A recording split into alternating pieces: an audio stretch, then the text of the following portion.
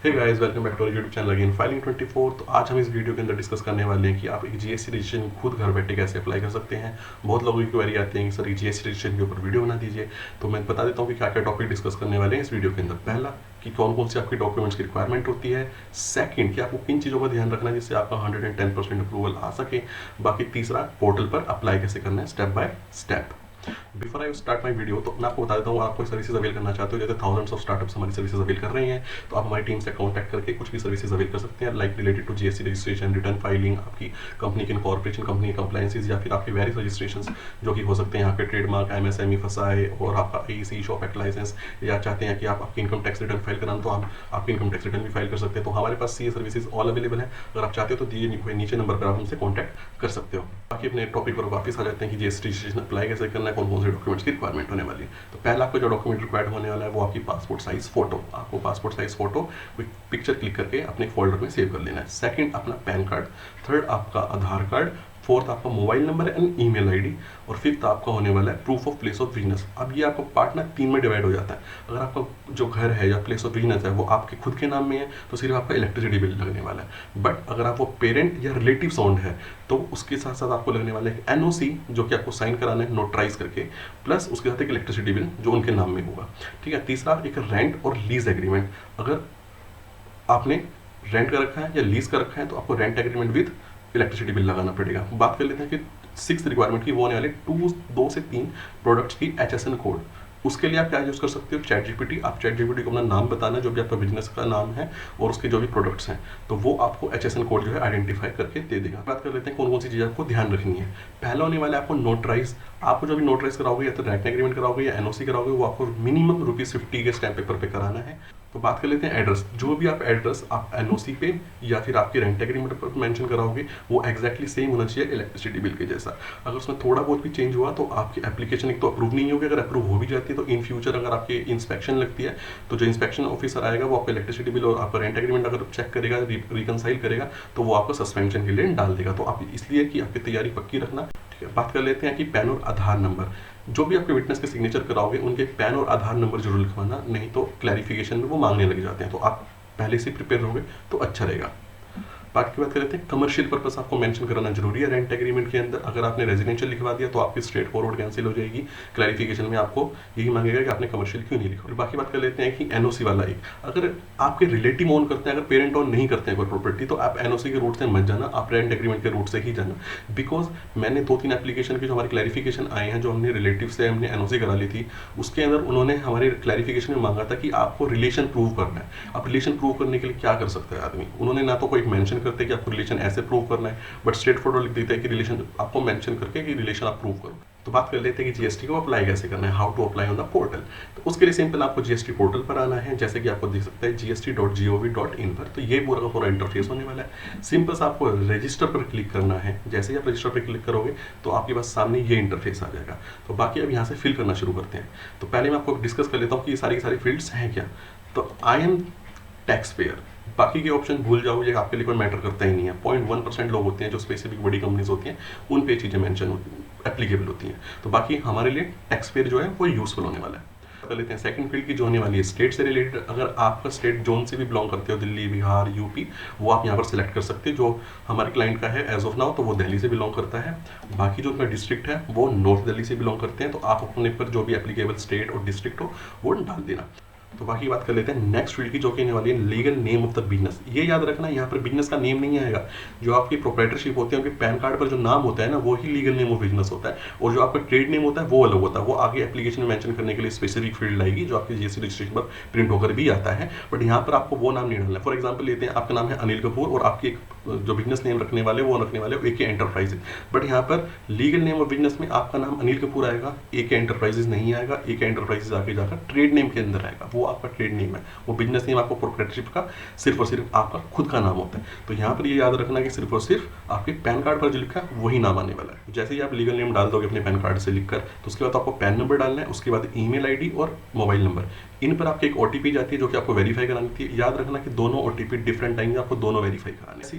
तो जैसे ही आप सारी सारी इन्फॉर्मेशन फिल कर लोगे तो आपको इसको एक बार रीचेक कर लेना, जिससे कोई इन्फॉर्मेशन गलत ना चली जाए, जिससे आपकी एप्लीकेशन में दिक्कत आ सके। तो एक बार रीचेक कर लेना कि आपका डिस्ट्रिक्ट, टैक्स पेयर और आपका जो स्टेट है वो सारा का सारा हमने information word by word same डालो। तो जैसे ही नॉर्मल सिंपल सा आपको कैप्चा फिल करना है आपकी, फिर जैसे ही कैप्चा फिल करके प्रोसीड करोगे तो आपको OTP डालनी है।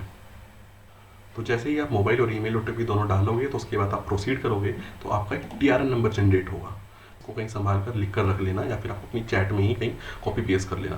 तो उसको फिर हम नेक्स्ट प्रोसीड में यूज़ करेंगे। तो अपने चलते हैं नेक्स्ट स्टेप के अंदर। तो जैसे ही आपका TRN जनरेट हो जाएगा तो आपको रजिस्टर पर क्लिक करना है, ऊपर जो दिया हुआ है, और TRN को कॉपी कर सकते हो।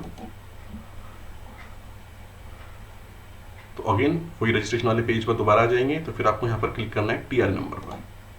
फिर यहाँ पर आपको TRN नंबर डालकर दोबारा कैप्चा डालकर आगे प्रोसीड करना है। फिर एक बार मोबाइल OTP और ईमेल OTP डालकर एक बार आपको वेरीफाई करना है। ठीक है, तो जैसे ही आप प्रोसीड करोगे तो आपके सामने ये इंटरफेस दिखेगा। इंटरफेस में आपको एक्शन के ऊपर जो पेंसिल बनी आ रही है इस पर क्लिक करना है। तो जैसे ही आप पेंसिल पर क्लिक करोगे तो आपके पूरा का पूरा इंटरफेस खुल जाएगा। पूरा का पूरा जो एप्लीकेशन है आपको भरनी है। तो उसके अंदर मल्टीपल स्टेप्स होने वाले हैं, जो उनसे आपको स्टेप्स भरने हैं, कौन कौन सी इन्फॉर्मेशन आपको मैंडेटरी है, कौन कौन सी आप लूज मतलब छोड़ सकते हो, वो मैं आपको सारी बताने वाला हूँ। कुछ डेटा है थोड़ा बहुत ही है जो हमने अभी थोड़ी देर पहले फिल किया है, वो सारा का सारा ऑटो पॉपुलेट हो गया है, वो आपको रिफिल नहीं करना है। तो बात कर लेते हैं क्या आपको फिल करना है। ट्रेड नेम, ट्रेड नेम आपको बिजनेस नेम जो आप रखने वाले हो। फॉर एग्जाम्पल है, हमने एग्जाम्पल में लिया था AK एंटरप्राइजेज, तो यहाँ पर हम ट्रेड नेम में अपना ट्रेड नेम डाल देंगे। जो भी आपका बिजनेस नेम है वो डाल सकते हो। हमारे क्लाइंट के केस में उनका जो ट्रेड नेम है वो होने वाला है माधव एंटरप्राइजेज। बाकी बात कर लेते हैं next, constitution of business. Constitution of business में आपको सिलेक्ट करना है कौन सा आप पर एप्लीकेबल है। हम प्रोप्राइटरशिप की बात कर रहे हैं तो सिर्फ और सिर्फ प्रोप्राइटरशिप की क्लिक करेंगे। बाकी बात कर लेते हैं रीजन टू ऑब्टेन रजिस्ट्रेशन की। तो रीजन टू ऑब्टेन रजिस्ट्रेशन में आपके पास मल्टीपल ऑप्शन है, जो भी आप पर एप्लीकेबल हो सेलेक्ट कर सकते हो, but most of the cases के अंदर दो ही एप्लीकेबल होते हैं, क्रॉसिंग द थ्रेशोल्ड या फिर आपका वो जो है वॉलंटरी बेसिस। आपको नाम से ही समझ आ रहा होगा। क्रॉसिंग द थ्रेशोल्ड मतलब आपकी जो सर्विसेज केस में 20 लाख की लिमिट होती है, अगर वो एक्सीड कर जाती है तो आपको मैंडेटरी लेना होता है सरकार की तरफ से, या फिर आपके गुड्स का केस है तो 40 लाख की लिमिट लगती है। बाकी हमारे केस में जो हमारे बिजनेस या हमारे जो क्लाइंट हैं, जो क्लाइंट का बिजनेस है वो भी बिल्कुल न्यू है, बट उनको क्लाइंट डीलिंग के लिए चाहिए, तो हम वॉलंटरी बेसिस पे सिलेक्ट कर रहे हैं, अपने मन से वो लेना चाहते हैं, तो उसको क्लिक कर लेते हैं। फिर डेट ऑफ कमेंसमेंट पे आते हैं। डेट ऑफ कमेंसमेंट में जो भी आप प्रीवियस डेट डालना चाहते हो डाल सकते हो, उसमें कोई ऐसा चीज़ नहीं है, बट आपको प्रीवियस डेट पर डालने में थोड़ा सा उसका बेनिफिट हो जाता है कि जो आपके ऑलरेडी गुड्स हैं उनका IT से लेने के लिए आप एप्लीकेशन अलग से फाइल कर सकते हो, तो आपकी प्रीवियस डेट डालना मत भूलना। बट इन केस हमारा क्लाइंट का न्यू बिजनेस है तो हम यहाँ पर वही डेट सेलेक्ट करके चल रहे हैं। बात कर लेते हैं इंडिकेट द एग्जिस्टिंग रजिस्ट्रेशन। अगर आपके पास कोई ऑलरेडी एग्जिस्टिंग रजिस्ट्रेशन है, चाहे वो GST ही हो या फिर अदर कोई आपके पास इनमें से रजिस्ट्रेशन हो, अगर नहीं मेंशन है तो आप यहाँ पे अदर्स पे सेलेक्ट करके आपको जो भी आप फॉर एग्जांपल MSME हो तो वो आपको यहाँ पर फिल करके registration number, date of registration करके ऐड कर सकते हो। इससे थोड़ा सा आपकी ना एप्लीकेशन जो है वो थोड़ी सी मैं कह सकता हूँ कि थोड़ी सी पावरफुल हो जाती है, अप्रूवल के चांसेस बढ़ जाते हैं। तो बाकी बात कर लेते हैं। अगर यहाँ पे डॉक्यूमेंट्स अपलोड का एक सेक्शन दिया हुआ है, अगर आपके ट्रेड नेम को सपोर्ट करने के लिए कोई भी डॉक्यूमेंट्स हो, फॉर एग्जांपल ट्रेडमार्क हो, MSME ही हो, उसका आप यहाँ पर अपलोड कर सकते हो। थोड़ी सी एप्लीकेशन जो है आपकी और पावरफुल या स्ट्रॉन्ग हो जाएगी। तो जैसे आप सारा फिल कर लोगे तो यहाँ पर हम सेव एंड कंटिन्यू कर सकते हैं। बाकी जो हमने इन्फॉर्मेशन छोड़ दिया है वो मैंडेटरी नहीं है, बट अगर आप पर एप्लीकेबल है तो आप फिल कर सकते हो, ऐसा कोई इशू नहीं है। तो जैसे ही आप नेक्स्ट ऐप पे आओगे तो नेक्स्ट ऐप के अंदर आपको कुछ इन्फॉर्मेशन, एक या दो इन्फॉर्मेशन आपको प्रीफिल मिलेगी, जैसे आपका खुद का नाम और आपका पैन नंबर।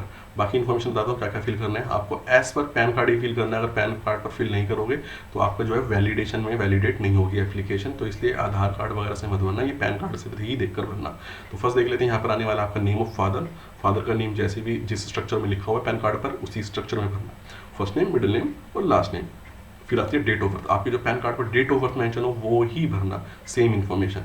फिर आपका मोबाइल नंबर और ईमेल ID वही रिपीट कर सकते हो जो हमने एप्लीकेशन के शुरू होने से पहले डाले थे। बाकी आप अपना यहाँ पर जेंडर सेलेक्ट कर लेना, जो भी यहाँ पर मेल फीमेल एप्लीकेबल होगा वो आप सेलेक्ट कर सकते हो। डेजिग्नेशन में आपको डालना है यहाँ पर प्रोप्राइटर,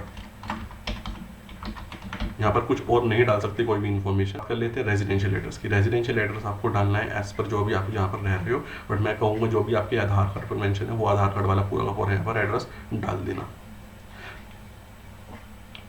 बाकी नीचे सेक्शन दिया हुआ है अपलोड सेक्शन में। अपलोड सेक्शन में आपको एक फोटो अपलोड करनी है, तो फोटो जो मैं आपको बताया था कि पासपोर्ट साइज फोटो, वो आपको यहाँ पर क्लिक करके इस सेक्शन में अपलोड कर देनी है। तो जैसे मैंने आपको सारी इन्फॉर्मेशन बताई थी कि आपको पैन और आधार के बेसिस पे सारी डेटा फिल कर लेना है। उसके बाद आपको यहाँ पर सबसे नीचे आना है, ऑथराइज सिग्नेचर पे क्लिक करना है, सेव एंड कंटिन्यू पे क्लिक कर देना है। एक छोटी सी वार्निंग आती है, उसको यस क्लिक करके आप प्रोसीड कर सकते हो, कोई बड़ा इशू नहीं होता उसमें। जैसे आप नेक्स्ट पे क्लिक करोगे तो आपको एक थर्ड टैब खुलेगा। थर्ड टैब होने वाला है ऑथराइज सिग्नेटरी का। इसमें सिंपल से आपकी जो आपने इन्फॉर्मेशन पहले फिल करी है वो सारी की सारी यहाँ पर प्री फिल होकर आ जाती है। और सिंपल से आपको यहाँ पर क्लिक करना है प्राइमरी ऑथराइज सिग्नेटरी, हम इन्हीं को सिलेक्ट कर रहे हैं और नीचे आकर दोबारा सेव एंड कंटिन्यू पे क्लिक कर देना है। तो जैसे ही आप नेक्स्ट स्टेप पे आओगे तो आपको खुल जाएगा ऑथराइज रिप्रेजेंटेटिव, हमारे केस में एप्लीकेबल नहीं होने वाला है, तो सेव एंड कंटिन्यू पर क्लिक कर लेते हैं। ये आपको सेव, तो जैसे ही आप सेव पर क्लिक करके जाओगे तो नेक्स्ट ऐप खुलने वाला है प्रिंसिपल प्लेस ऑफ बिजनेस, जिसमें आपको ऑफिस और अपना शॉप का जो रेंट एग्रीमेंट या आपके इलेक्ट्रिसिटी बिल पर जो एड्रेस होगा वो सारा का सारा आपको यहाँ पर फिल कर लेना है। फिल करने के बाद आपको यहाँ पर जूरिसडिक्शन सेलेक्ट करनी है, जूरिसडिक्शन जो आपका जीएसटी ऑफिसर आप पर लगने वाला है। तो उसके लिए क्या है, जैसे ही आप एड्रेस फिल करोगे तो ये ना ऑटोमेटिकली खुल जाती है कुछ फील्ड्स। ऑटोमेटिकली जैसे क्लिक करोगे ना तो सिंगल आपकी जो भी फील्ड्स हैं वो आनी शुरू हो जाएंगी, उनको आप सेलेक्ट कर सकते हैं। अगर मल्टीपल आ रही है तो मल्टीपल में से कोई भी सेलेक्ट कर लेना, उसमें ऐसा कोई इशू नहीं आता है। तो बात कर लेते हैं नेक्स्ट हमारे अपलोडिंग सेक्शन। अपलोडिंग सेक्शन के अंदर होने वाला है nature of possession. Nature of possession आपका क्या है, अगर आपका खुद का है कि आपने रेंट कराया है कि आपने कंसेंट पे या एनओसी पे लिया है। तो हमारे पर अगर जैसे हमारे केस में तो रेंटेड वाला है, बट आपके लिए बता दूँ अगर आपका खुद का है तो इलेक्ट्रिसिटी बिल आपके खुद के नाम में तो ओन वाला सेलेक्ट कर सकते हो। अगर आपने किसी से एनओसी ली है, पेरेंट से एनओसी ली है या किसी रिलेटिव से एनओसी ली है तो कंसेंट वाले को लेकर प्रोसीड कर सकते हो। तो हमारे केस में तो रेंटेड एप्लीकेशन तो रेंटेड पे क्लिक कर लेते हैं, उसके अपलोडिंग डॉक्यूमेंट्स कर लेते हैं। यहाँ पर अपलोडिंग डॉक्यूमेंट्स में देख सकते हो electricity bill, ownership documents, municipal खाता, कॉपी, प्रॉपर्टी। मैं आपको बता दूँ कि अगर इलेक्ट्रिसिटी बिल नहीं है तो उसके आप ऑल्टरनेट में ये बाकी ऑप्शंस भी यूज़ कर सकते हो। But most of the client से जो भी है, हम 99% ऑफ द केसेस में इलेक्ट्रिसिटी बिल ईजिली अवेलेबल हो जाता है, तो हम इलेक्ट्रिसिटी बिल ही आपको प्रेफर करेंगे कि अपलोड करना।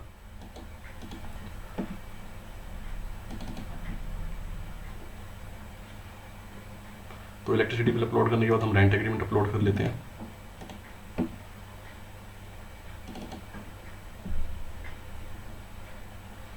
बाकी नेक्स्ट सेक्शन में जाते हैं नेचर और बिजनेस ऑफ एक्टिविटी। अब आपके बिजनेस में क्या है, आप मैन्युफैक्चरर हो, होलसेल बिजनेस है, आपका रिटेल बिजनेस है या एक्सपोर्ट इंपोर्ट में हो, या फिर आपके पास मल्टीपल यूज़ कर रहे हो तो आप मल्टीपल फील्ड भी सिलेक्ट कर सकते हो। In case of our client हमारे रिटेल बिजनेस होने वाला है तो रिटेल बिजनेस पर सिलेक्ट करके आगे बढ़ लेते हैं। ये छोटी सी वार्निंग पहले भी आई थी एड्रेस रिलेटेड, तो इसको आप यस करके प्रोसीड कर सकते हो, कोई ऐसा इशू नहीं होता है। यदि आप आगे आओगे तो नेक्स्ट फील्ड खुलेगी एडिशनल प्लेस ऑफ बिजनेस। अगर आप एडिशनल प्लेस ऑफ बिजनेस है तो आप ऐड कर लेना, बट ऐसा कोई नीड नहीं होती इसकी, तो आप कंटिन्यू करके भी आगे बढ़ सकते हो। तो जैसे ही आप नेक्स्ट फील्ड पे आओगे, नेक्स्ट फील्ड होने वाली है आपकी गुड्स एंड सर्विसेज। तो आपको मैंने पहले ही बताया था 2 से 3 गुड्स की आप HSN कोड निकाल लेना, या तो आप गूगल कर लेना या मोस्ट प्रोबेबली आप अपना ChatGPT यूज़ करके निकाल सकते हो। ये आपको ChatGPT या गूगल से आपका रेलेवेंट HSN कोड मिल जाएगा, तो आपको यहाँ पर HSN कोड टाइप करना है। फॉर एग्जाम्पल बता देता हूँ, जैसे आप टाइप करोगे तो आपकी वो सारी फील्ड खुल जाएंगी, जोन से भी आपके ऊपर एप्लीकेबल होगा उसको सिंपली सेलेक्ट कर लेना, वो यहाँ पर ऐड होता चला जाएगा। जैसे आपको 2-3 ऐड कर दोगे तो सेव एंड कंटिन्यू पर क्लिक करके प्रोसीड कर सकते हैं। ये इन्फॉर्मेशन भी हमारे लिए रेलिवेंट नहीं है, अगर आपके लिए रेलिवेंट हो सकती है कि प्रोफेशनल सर्टिफिकेट आपके उसके किसी भी तरह का सर्टिफिकेट या लाइसेंस नंबर है तो आप फिल कर सकते हो। वही बोलूँगा, ऑप्शनल है, मैंडेटरी कुछ भी नहीं है। बट ये है कि अगर आपके पास होता है तो आपकी जो थोड़ी एप्लीकेशन है वो स्ट्रॉन्ग हो जाती है, आपका जो बिजनेस है वो रियल प्रूव करने में थोड़ा सा ईजी हो जाता है। इवन कंटिन्यू करोगे तो नेक्स्ट ऐप खुलने वाला है आपका Aadhaar authentication. Make sure before application कि आपका जो आधार है मोबाइल से लिंक हो, तो आप OTP डाल के आधार ऑथेंटिकेट कर पाओगे तो ही आपकी फाइनल सबमिट होगी एप्लीकेशन। तो सेव एंड कंटिन्यू कर लेते हैं। तो आपका लास्ट स्टेप होने वाला है वेरिफिकेशन। वेरिफिकेशन में आपको सिलेक्ट करना है आपका जो ऑथराइज सिग्नेटरी है, प्लेस डालना है आपको जहाँ से भी आप इसको साइन कर रहे हैं, तो EVC के थ्रू आपकी OTP के थ्रू इसको सबमिट कर देते हैं। वैलिडेट OTP कर लेते हैं। तो अब आपकी जो एप्लीकेशन है वो वैलिडेशन के लिए गई है, अभी सबमिट नहीं हुई है, वैलिडेशन के लिए गई है। अब वैलिडेशन के बाद अगर आपकी सारी की सारी इन्फॉर्मेशन अगर सही निकलती हैं, पैन से मैच कर जाती हैं, तो फिर उसके बाद आपकी आधार की ऑथेंटिकेशन लिंक जनरेट होगी। तो आधार की ऑथेंटिकेशन लिंक जनरेट होने में आपको आधा 1 घंटा या 2 घंटे तक भी लग सकते हैं। जो भी आपकी जो आधार लिंक होगी आपके फ़ोन नंबर या ईमेल ID पर लिंक आ जाएगी। उस लिंक पर आपको आधार नंबर डालकर उसके बाद फिर उसके बाद OTP जनरेट कर OTP फिल करके फिर उसको सबमिट कर देना है। उसको सबमिट करने के बाद फिर आपका जो AR नंबर ऑटोमेटिकली जनरेट हो जाएगा, फिर वो माना जाएगा आपकी फाइनल सबमिशन के लिए।